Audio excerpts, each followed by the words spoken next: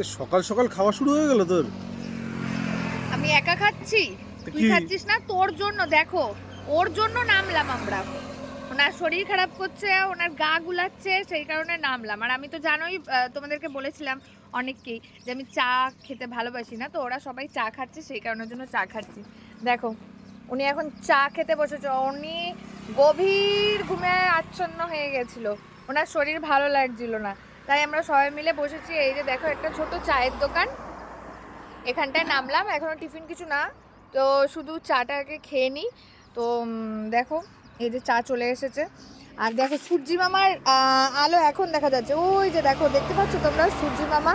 এখানে সূর্যি মামা একটুখানি দেরি করে ওঠে, মোটামুটি 7:45 নাগাদ উঠে পড়ে। আর ওই দিকে ওই যে রাম দাঁড়িয়ে চা খাচ্ছে, মাম গাড়ি থেকে নামিনি, সেই কারণের জন্য মামকেও দিতে গেছে, আর ও দাঁড়িয়ে চা খেয়ে নিচ্ছে। এই যে আমরা সবাই চা খাচ্ছি।